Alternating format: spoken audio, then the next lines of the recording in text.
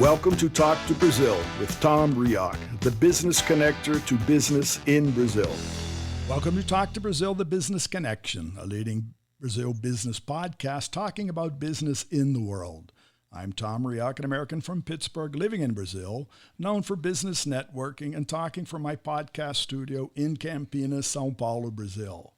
Today's guest back with us again is Dominick Domasky, talking with us from his office in the greater Pittsburgh area. Dominick is a publisher, author, storyteller, and founder of the inspiration sharing platform Motivation Champs. He offers clients a full-service publishing platform from concept to published author. I first interviewed Dominick in 2013 when Talk to Brazil was broadcast on LA Talk Radio in Los Angeles, and talked about his first inspirational book, Don't Double Bread the Fish.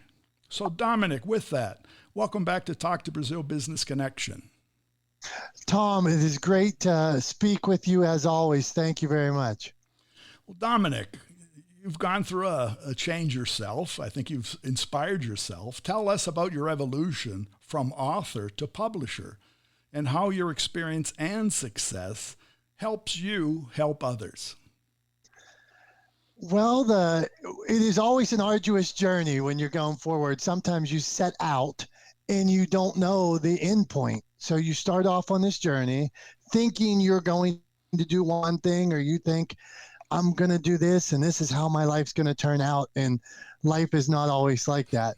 So in the case of writing a book, I worked 7 years to write my first book. 7 years? Yeah. See, I wasn't any good at it. I didn't know what I was doing. You chiseled it into granite, right? Yeah. And the thing is, looking back at it, I want to be honest, I don't think it was the best book, right? I could do better. So I even retired it from my website. It says retired. We put a big retired mark on it. But it's not that. I'm proud that I did it. I'm proud that I went for it. But I learned along the way. Mm-hmm. And I also got opportunities that I never expected, like speaking at universities or being on shows like yours. And as I would be a guest on shows or speak somewhere, somebody would come up to me and tell me a story that inspired me, right? Or and I'd start to think, wow, that's a great story. Somebody else would come up to me and tell me a story or offer a word of encouragement. And I have this evolution that's happening where I'm starting to learn the world's not all about me, right? And that this guy has a story. Look at what they've overcome. Wow, they have a different life than me. They came from inner city Chicago and had a different journey, but it's really inspiring. So at the same point, it all happens at one time. People start asking me, well, so as I'd go out and give a speech, somebody would start to say, hey, you wrote a book. Can you help me? Mm-hmm. And I had just been through this journey because I did everything wrong. It took, like I said, it took 7 years the first time. Now I can do it in 2 months. Now I can workshop somebody in 2 weeks. You want a book? 2 weeks we can have it. 90 days it can be in your hands with editing, with covers, with everything, with you holding a book in your hand. But at that point I was learning, and so I started to help one person and then share somebody else's story. So all this happened at the same time, and that's how Motivation Champs was born. And at the root of Motivation Champs, we help people share inspiration, smiles, and positivity. We do it. So you might see me making slime with my running triathlon this week because it's all inspiration. Inspiration is different for everybody. It might be, you might see me making slime with my daughter or running a triathlon. I'm doing one coming up here. Mm-hmm. And the point is that we help people share their story. If it inspires you, we want to help you share it. So across Motivation Champs, you might see somebody post a picture of a sunset, or they might share a quote from Buddha, or that they just lost 20 pounds. Mm-hmm. It's all inspiration, and our business is helping people share inspiration, or us sharing inspiration 24/7, and that's what we do. Well, the world works. The world is awake 24/7. So there's somebody somewhere awake and needing to be inspired and wanting to be inspired. So how is your global reach? We have authors from Dubai, authors from Australia, and Evelyn Van Ness from the Netherlands. So global reach is growing. It's interesting because even some of the books I'll sell, sometimes I'll get a review from Manchester United or and I'm like, holy cow. And so that has been very again, something I never expected, and inspirations everywhere, I guess, and people all over the globe, as you know, are doing amazing things, and they're motivated, looking for inspiration, and we hope to be, when, like you said, at night, 24 hours a day, we're hoping to be there with new original content in some capacity all those 24 hours. I agree with you because if we just, we look into history, books have been there. People have written them. It's always been a challenge to put it on. The publishing, the making part is a challenge because let's call it an industrial process. The thinking, the creativity side is also a challenge. But that's been here, forever. And even with the advent of modern technology, people still, from a legacy point of view, people still like to have and to read books. And I think that's a driver, and that's everywhere in the world. 100%. I believe you can hold a book closer to your heart than anything. I love all those other forms of media, but there's only one that you can hold when the power goes out or when your wife goes to bed and you're sitting next to her and you can still read a chapter, or to your point, when the legacy. I can write something that 100 years from now, when the internet goes out or when they start charging for it or whatever happens, this book could still be in print and people could still read. Like, I'm a big Dale Carnegie guy. I love the message of Dale Carnegie. I do too. I think that's Pittsburgh centric, right? That's true. Same with Napoleon Hill too. But these books or even like something like the Bible, this is a timeless book of a message of hope that somebody can read forever. Right. Now, from a business standpoint, I've written a book, and I can be honest and say, and I do say that, my best business card was the book. You can go into a meeting and hand somebody your business card, or you can go into a meeting and hand somebody your book. It's really two different things. Yeah, it's a great way to position yourself as an expert, and it gives you immediate credibility that you think about it. You know enough to fill 40,000 words, 25,000 words, 50,000 words about the topic you're talking about. Right. No, we think we know, and we do. Right. We just have to organize it in a fashion and do it in the way that you're doing. So from the publishing side, from the process side, you take care of all of that? We do everything. We take people from piece of paper, concept in their head, to published author, where they're selling books to Walmart, to Barnes and Noble, on Amazon. They're going out and giving speeches with a book they're proud of, whether that be needing editing, ghostwriting, press releases, interviews, anything they need to get them to where they need to go. So it's really a matter of sitting down with an author and figuring out, what is your why?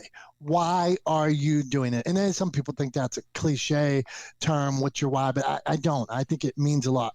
If you know why you're doing this, why you're taking this journey that's going to be, at some point you're going to be stressed. At some point you're going to be rewarded. At some point somebody's going to ask you a question about it, or possibly criticize or buy. All these things are going to happen. And I want to know why you're going on that journey. Right. And then once we figure out that, then we can put you on the path that fits getting to where you want to be. It really is. And as you know, when I first interviewed you in 2013, the way we found each other first of all, was on LinkedIn. And what attracted me really was the title to your book, Don't Double Bread the Fish. First of all, I said, what is that all about? And that's where we started. That's where I interviewed you. So I think it's not only the content, it's having the idea of how to launch. And it's what you said, and I agree with you. We learn from failure. Today, everybody says fail fast, right? And I think that's the essence. The more we fail, the more we learn. The more we learn, the more success we have. Oh, yeah. That's all part of it. Fell fast, fell often. I mean, nobody sets out to try to fail. I'm not suggesting go give less than your best or don't do it. But my belief, above all, with anything, is step out of your comfort zone. Right. Take action. Right. So, right, in inch by inch, like I said, the first book that took me those 7 years. Yeah, and I mean, now, like I said, I say because I made so many mistakes, I didn't know what I was doing, and now I learned so much. I didn't know about organization. I didn't know about outlining. Right. I didn't know about, and so those things like that. Mm-hmm. Now you're better at it. So whatever you can do, whether it's being a podcast guest or working on your message, right? However many times you give your message, you get better at it each time. And that's the rule of 10,000, the 10,000 hours you become an expert. Mm-hmm. The quicker you can get out there and give the 10,000 hours where, let's say, Kobe Bryant used to shoot, he practiced 3 times a day. He got up at 5 o'clock in the morning. He had already, I don't know if he was done by 5, but then he had a second workout mm-hmm. by 11, and then he was working out in the afternoon, and he would laugh at the person only working out one time because mm-hmm. he'd say, look how many more hours I got in, and I am a big believer in that concept. Well, I agree with you because what I found in my life, I don't want to say that we're different people. We are different people in different times of day. And I'm a morning person. I know you are. But I think trying to practice at different times also makes sense. That's playing basketball or doing anything. We're different through the 24 hours. And we have to understand that. Some people are morning people. Some people are night people. Some people are weekend people. But practice at those times when you're really not your best to become better. It's a great message, and something really, you put it like that, I'm thinking to myself, that's a great point, right? Maybe I should step up my game at 11 p.m. where, let's say, maybe I'm at that point winding down, but there are opportunities out there that maybe every once in a while I should step up and take advantage of those a little more. So I appreciate that. No, I learned from that in podcasting, and we talked about that before coming on air. You mentioned Australia. I've interviewed people in Australia, China, Japan, Singapore. And for me, I interview at 11 p.m., and that's their morning. So I had to learn not only to be awake at 11 p.m. my time, but to be alert, to be able to ask questions, to be able to interact as I do at 8 o'clock in the morning my time. So as I said, the world is 24/7. That's what I learned. And as you have your book go around the world, you learned that as well. No doubt. So what is your point and what is your audience on one side, and who are your clients? How do you find your clients, or how do your clients find you? Well, I'm a big stalker on social media, so I consume inspiration 24/7. Mm-hmm. I am a student of inspiration. I pride myself on the 25 years that I've read the greats, Dale Carnegie, Ogden, mm-hmm. Joel Osteen, Zig Ziglar, Napoleon Hill, all those people. So I am constantly engaged in content like yours that inspires me, or looking for more people that are out there making a difference, mm-hmm. changing the world. So I look for those people and consume their content and dig into it. That's one way. And I'm not afraid to reach out in the DMs and say, hey, I love what you're doing. Mm-hmm. This is very cool. Right. And no, there's no pitch. It's not me trying to get a new client there. It is at our root. Right. We share inspiration, positivity, and smiles 24/7. and help other people do the same. Right. So on these platforms like Motivation Champs on social media, if I am true to my why, and that is sharing the inspiration, the positivity, the smiles, if I do that, it doesn't necessarily matter that it doesn't matter that it's somebody that just is sharing smiles, or my friends at the Positivity Tribe that are writing positivity notes and they have 16,000 positivity notes, or my message or an author's message. It's helping. So I am not jealous of somebody else doing motivational speaking or writing a book. We really shouldn't be. I think we should honor, people think competition, but it's like-minded persons. Right. I want to give them a platform and say, let me help you share this. On these platforms, we're always engaged in this inspiration sharing. So people see us doing it and they come to us and say, hey, we see you with this platform that's growing. We want to be on it. That's number one. And then a search, like you said, me and you met on LinkedIn. I am not afraid to message somebody and say, that's very cool. Let's talk.